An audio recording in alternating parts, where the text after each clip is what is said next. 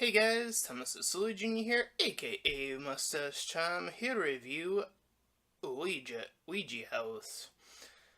So, it would appear that I'm obligated to find and discover all these smaller horror movies, which also now include Ouija House. So, it's probably a surprise that this movie wasn't all that great. I mean, it does feature Tara Reid from Sharknado, so that should probably be a giving sign that it's not gonna be great. Anyways, yes, we do start the movie seeing that these three people, including Tara Reid's brief cameo character, uh, get ready to play a Ouija game. Thus, one of them gets pulled away into the darkness, and the other gets pulled away, and the third, being Tara Reid, gets thrown out a window. So, we cut back to the present day after all that nonsense. So, that happened years ago. I forgot when the date was, but anyway. So, this daughter character by the name of Lori wants to investigate paranormal stuff in general, while the mother kinda wants her, or her aunt, I believe it is in this case, wants her to do she's kind of on board, I guess, at least in the beginning of the movie, which drastically changes, but whatever. Anyways, she gets a little visit from uh, her boyfriend, I believe, Nick, and they talk about some other character named Spence, and they get joined by him, as well as Laurie's friend, that being somewhere in my notes, I swear, Tina. There we go. So, the four of them drive up to the same exact house, and they meet up with her aunt, she gets to show them around. Tina finds a room with a doll in it and starts to, go all out in space, and Nick is like, hey, or I should say Spence is like, hey, what's going on over here? And snaps her out of it. So, they head on in, and Lori looks around and finds a secret passage and finds a Ouija board. But she leaves it there for the time being. And, of course, Tina appears behind her to attempt to do the typical, oh, it's a jump scare, but it's really just your friend sort of ordeal. So they all eat together and they start talking. Tina talks with Nick about when they were alone briefly, they did a thing.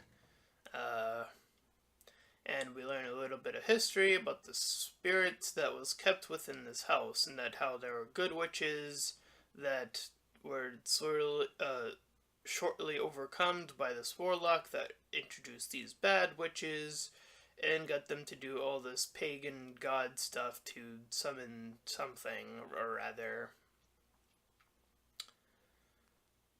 So, as they are discussing the past events, the board instantly appears on the table.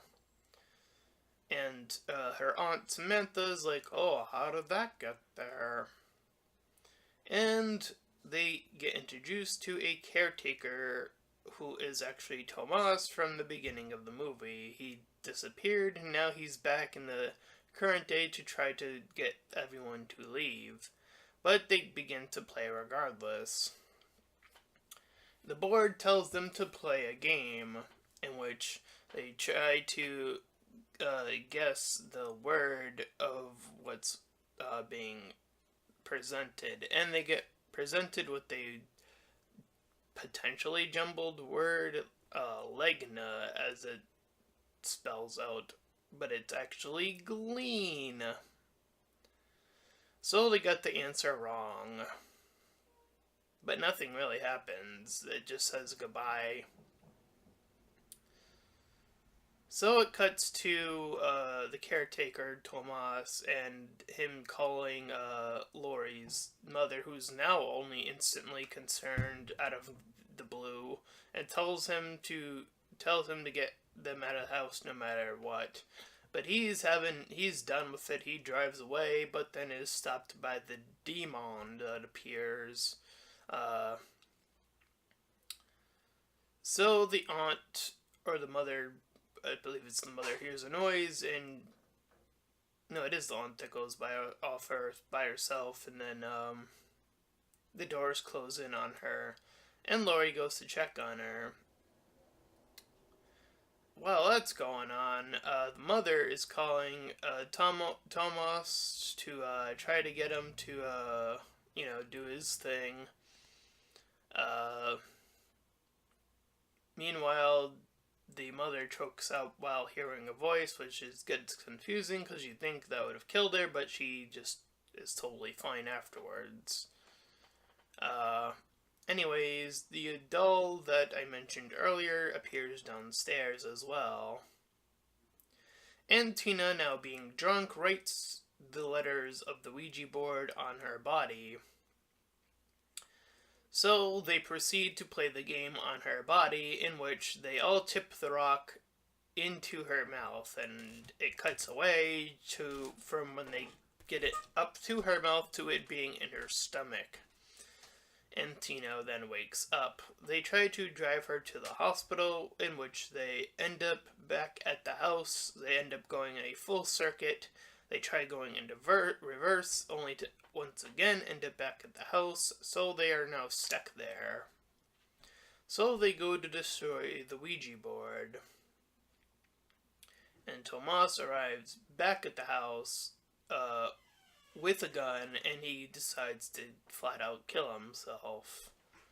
They head back outside to see that the tires are now flattened, and Tina now feels a sudden stomach pain.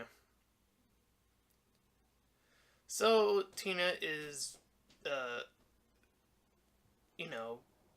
getting all possessed and stuff, and she's hearing all the babies, and because there's a whole backstory with that briefly, with baby killing. So she holds the doll, and the doll moves. So Lori looks into this book that has all this information, and they kind of just wait it out and start to go to sleep until Nick hears Lori calling out to him specifically, and no one else is awake. But Tina now has white eyes, which indicates she is now fully possessed, and Tomas calls them all over.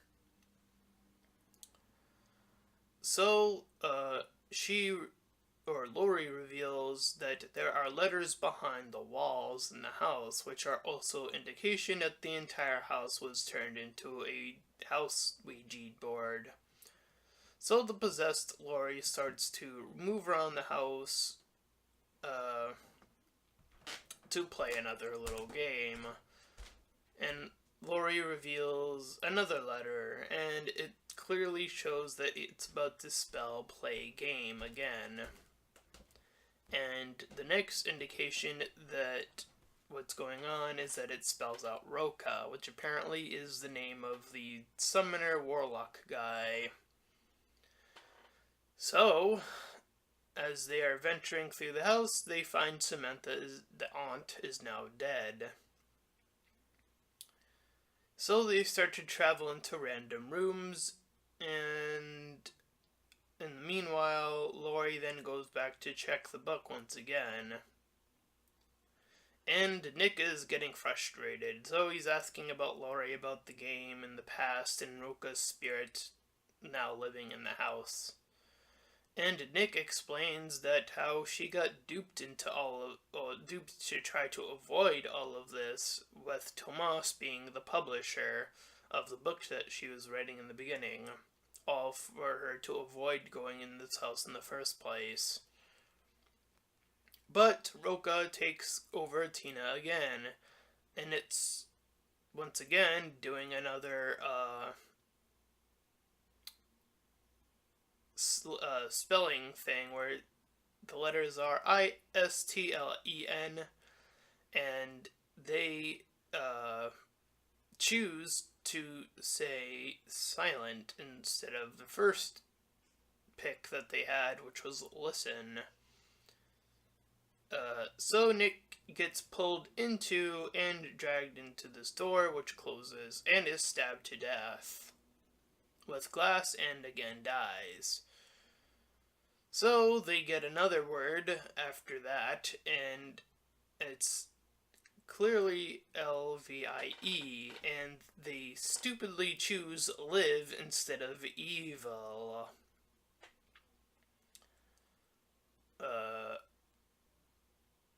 So anyways, they cut her, that being the possessed Tina. Sorry, my notes kind of forgot her name for a bit there, and I was like, oh, what was her name again? Anyway, and they quickly cover the letters, trying to think that if they cover up the Roka, that will break the binds from them, I guess. And it seems to work temporarily anyways. So Spence and Tina unite, and Spence is then pulled back and knocked out temporarily as Nick comes back, now possessed by Roka. So Lori goes over to Tina and stabs her and digs into her body, taking out the rock and then holding it over for power's sake. I guess that somehow works, again, temporarily. But Tina then starts to choke out Lori, or the possessed version, obviously, and then Spence shoots her, that being Tina. And Lori covers up the letter again, and that somehow gets them access to leave all of a sudden. So we cut to the woods, and 3 months have now passed, with Lori and Spence outside talking about what happened, and talking about how they are able to get out of that situation, with the cops just sort of, doing their thing, and them able to get pretty much a free pass about what happened. So Lori returns to her home, once again, the mother being totally fine, and she suddenly realizes the rocks in the house that that the mother was originally being, sent out of, and she goes into a room where the mom is suddenly possessed, and then tears off a pea off of the wall, and is officially taken over. And that was Ouija House.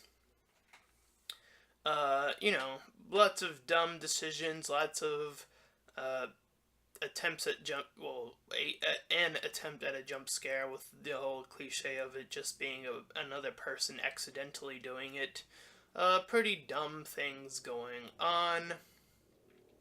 The characters, of course, had to be dumb down to the point where the obvious choice of what the bad guy wants them to spell out is clearly overtaken for one guy's decision to just say something else, that being live.